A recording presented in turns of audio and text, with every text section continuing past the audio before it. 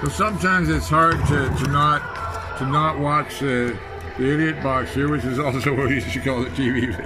That's what we used to call the TV. And in some ways, the YouTube is all that, also that. So I'll just hold it like this, I guess. So this is a 333 kid ensemble in Bulgaria. I should read the Bulgarian. I can't read it, but look at the costumes these kids are wearing. Okay. So I'm a musicologist, also of ancient music. So we really say that, oh, we only know the traces of it from Gregorian and Ambrosian chant. That's not true. It's been transmitted to us through many world cultures. But look at their outfits now. Wait a second here. Yeah, sort of Turkishy caps, Slavic, Bulgaric. The Bulgaric are like the Hellenic people, but the mass of people in the Balkans were Thracians with overlays of Visigoths, Celts by the numbers. Oh, I don't know who was there first. The Celts were there pretty early. And Thrace was a Celtic culture, Thraci. And they were bigger than the Greeks, and they had gold working, a civilization older than Greece, just as powerful. Look at the outfits now. They're wearing plaid. The other thing that struck me about this is something of ancient history and also musicology. Just a second here, let's keep it like that. That's out of focus out. The sound that you're hearing, it struck me right away as I started listening to this. I should have the thing in the Sloopy thing here. Where's that thing? Hold it, there it is. Okay? Because the sound that it struck me is this is the sound because of the bagpipes. You have to remember that things like the army of Alexander, like the Hoplites, you know, it's the Athenian army, the famous Spartans, where you don't want to know more about them, you won't want to go, Sparta, well, maybe you will. Everything's funny. Yeah, so this assembly of children of Bulgaria dressed in a mix of, especially I noticed the Celtic plaid, but this sound of the bagpipes is the sound of the Thracian army whose soldiers were giants, real large guys and clad in gold, and so were their horses, which were some of the best horses. I think Bucephalus was Alexander's horse for the Thracian. And Thracides, you know?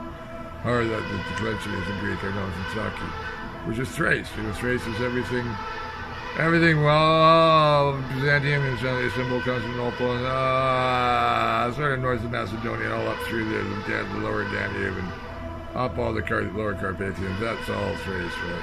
Romania is Thrace also. Dacia, Thracia is the same thing. Yeah, Trojans spoke Phrygian. And there's Romanian scholars who say they've been saying it for years. I don't think it's like post-Soviet mythology, because all the ancient mythology is coming to surface in the former Warsaw Pact countries, where all the dictators have fallen, and things that were not known before because they were either destroyed or completely suppressed are now being spoken of, and they're amazing. The very ancient history. Well, what I'm seeing here, that sound you heard, even just sound here, the sound of Alexander's army marching across the Cadrosian desert. These are the kids walking back on the stage. Bunch of the boys, but they're playing the mass bagpipe sound. Just made me think of things like the army of Alexander or of Darius the Great, what they must have sounded like with the musicians keeping the march. What were the marching songs of the Makedonsky as they invaded India and on the way back, what kept them alive, the marching songs. I had a friend in the Foreign Legion, I think I said. Yeah, and all the way through southern France, these incredible feats of running without food and water for all morning. That's how they trained the Foreign Legion. And they all want to be French citizens, right? And the French new name, and a nice life as a former soldier of the French nation, not of the French Empire. They are soldiers of the Empire, but they were fighting to be free French, like those French fighting right now. So this army to me is also, because the army in France is also the army of the Gauls, you see?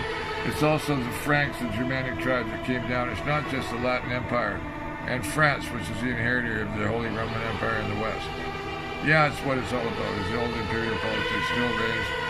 This is the army of the mass troops of ancient times. These would be drums, cymbals, like the nectar music of, I said this in my little notes before I turned the song, I was watching this in amazement at that sound, the mass, that many musicians at once, that many voices at once, just singing these songs as they march, Turkic, whatever kind of song it is, whatever melody, whatever beat, just drove people across.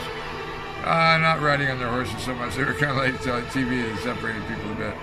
But yeah, when you're all marching together, you're going to sing, chant, and march, and have pipers and drums to keep you going. That's why the drum beat on the rowing and the paddling, you see, on any of the canoes and longboats. You can go any longboats anywhere in the world.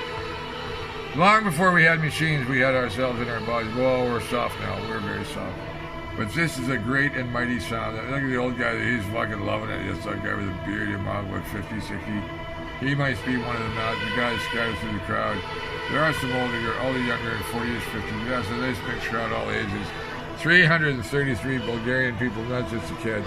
With the great pipes of Bulgaria, which sound so much like the pipes of Galicia and Gaul and Ireland and the great Celtic world that is greater Europe, in fact, including the Russians.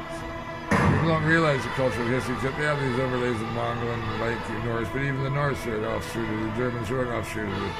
It's a long history, the whole of Europe, other than the Romans, and we're not told it because the legacy of the Roman Church and science, it writes Greco-Roman culture, it writes the history, which is my content with classics. I'm as a historian and archaeologist, and, well, everything from a cosmologist, metaphysician, but through musicologist, you know. And knowing that this is the sound of the ancient world that is denied to us by the sound that, the church said there should be no rhythm, so we constructed classical music. We don't realize by how much that is the foundation of the modern ear in the West. Other pop music and other cultures, sounds like this, and none of these numbers. But this sounds like an army, like one of the great armies of ancient times. This sound, look at those bagpipes. They're wearing actual pigskin bagpipes. That's how it's done. Real pigskin, you kill a little baby pig. Sign it, leather it, you make it in a bagpipe, and the other wearing, some of them wearing clods. And this is the Celtic, Bulgarian, this is it. This is the Celtic, Visigoths, Greeks, they all have this sound. The bagpipe is everywhere in the world. It's one of the more ancient instruments.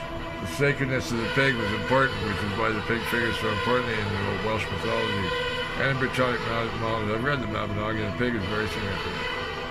And maybe that's why the Jews hate it. I don't know, but the Jews, in the heat, in the north it's fine. They kill it wild anyway. It's wild boar, but the little piglets, they turn into bagpipes. They give them immortality as the sound of music. You see, there's a really holism to the Celtic instrument making. I saw the syrinx is made out of a certain kind of deer bone. Red deer, something like that. The deer bone is what they make for the double flouted, double barreled, double oboe that is the syrinx. And syrinx, that's the next. Yeah, this is a mighty ancient sound. I was amazed. I had to wait for something to finish transferring to the phone before I could use this. I'm astonished as a musician, and I got to send this to Derek, especially in Scotland, and anybody else who understands my ancient music and wants to hear it. Look at the old guy there with the beard. He's fucking looking around going, this is great stuff. He loves it. There's a woman next to him. This is not just the music of the Bulgarians, but of all the Celts of Europe, who are all of us. You see? Even the Norse, not as much the bagpipe there. There's other things they have there too. Yeah, the guitar is all over. The guitar. I play the guitar, the instrument of Dionysus, the singer of tales and dancer of song that made the theater go.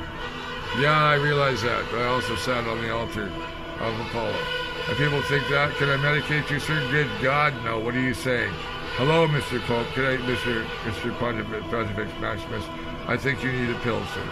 Oh, do they say that? Never mind about why. They make money off keeping people like me silent so they don't upset their system, the doctor. And yeah, that song, Little Boxers on the Hillside, Elizabeth do it funny on the hillside. And they all turn doctors and lawyers and businessmen. Yeah, that's exactly who they all are. So I had to recharge that before it goes, or transfer files. Yeah, okay, there we go, Ron. That's the robot talking to me. Yeah, that's the window I want. The other one's a show by the Huawei. So I know I got the Huawei because I kind of think I won't be around most of it. It's handy in Asia. I don't care if the China ones. Hi, China. They probably already are. I don't care. You gotta not care. That's the whole thing. You gotta not care. Alexander, he didn't give one fuck, man. None of those Macedonians gave one fuck. They were following the great leader, the son of Zeus, who became Amun-Ra, great king of Persia, lord from the Jaxartes to the Svarosvati. He was the king of the great king of the world. He turned back. There was too much of the world to contend with. Really, there was. Whoa, I got a dead file there, temp file. Well, I gotta save that somehow. I'll have to fucking fix that one. I see something there I want to save, you see. I just in directory, you see at the bottom there, that one there, you see? Over there, So, I gotta copy that and save it, see what it is. Check it. Maybe there's a .98 that is just followed, failed, save. So it's a wonderful world. The sound that you're hearing, like I say, is Bulgarian. It's all ages. Bulgarian ancestors, Bulgarians playing a very ancient form of the bagpipe in costume that's incredibly ancient and underlies all of Europe, including France and Italy, Turkey, including the Turks. And the music is the one unifying sound of the world. I've often wondered, how do you rebuild the Tower of Babel? Well, you get away from language, because language is what divided the world. I think in the core, how they built the Tower of Babel, what might have had to do with building a song, like they said the giants could do things, but maybe humans were doing it too. And they tried to build it too. I think it was lightning myself. I know where it kind of was. Oh my God, I know where it is. But yeah, there's a vast, ancient history to the world that you know, and that sound right there, it just brought it all back to me like a memory.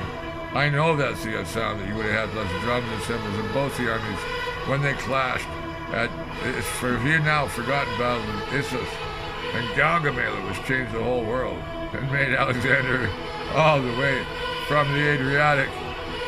Italy, not yet. Well, not yet. No, Italy, from the Adriatic, all the way to beyond, all the Indians, I guess, not the Sarasvati, but his successors, the Bactrian Greeks, they built Buddhism, they built it, fostered it, and it became the empire of the Celtic. It was the Greek, Macedonsky that did that. And a lot of them were Thraci, which is the Thrace. Because the Thracians were some of the best warriors of the world. And like the Illyrians, when they met Alexander, they joined in. I don't know who the Swami is, but he is a great Swami from somewhere. He's really enjoying this, because he knows how sacred this is. This is extremely ancient. It's beautiful, and some of the people know it. The sound of this is a sound not just of an army, but people dancing for joy in the streets, maybe having won a war, having gotten home. This is the sound of people welcoming Arizona. They would have been singing if they did not have the bagpipes. Everyone could sing. The Iliad and the Odyssey were probably known to every single soldier, but certainly the companions of Alexander, the generals of the capital C, the Hetaira, about the great Alexander, the great. Yeah, they all would have known the whole Iliad and Odyssey. And to keep the men going in services, they would use the words from the Odyssey to fire them up the Iliad. Mostly the Iliad, because the song of the great war against the Trojans, who were, the Romanians say, also spoke Romanian. The Latin is the descendant language via Aeneas, who married Dido of Troy, and they settled, Dido of Carthage, and they settled, and Latin culture first appeared in Rome at that time after Aeneas had left and married Dido. So all the ancient legends are true. You see, the church and science have said, no, they're not. We're going to reach for the sky and build yet another Tower of Babel. And what will bring upon that will be the destruction of everyone who does not get off. And that's what I'm on about. This is the sound, a mass sound of the army of the people. In joy or war, this was the sound of everyone at once. Everyone together, no boundaries, no anything. So, I don't know. I'm a citizen of the world. I don't know if I have citizenship. If some country will take me. If I need a place to go, I'd really appreciate it. So there's no safety for somebody speaking too much. And that's the problem in this world. Yeah, it was a Guinness Book of World Records. Very interestingly. Yes, applause and yes, and she's a Swami that did it for. I don't know who he is. I'll find out later.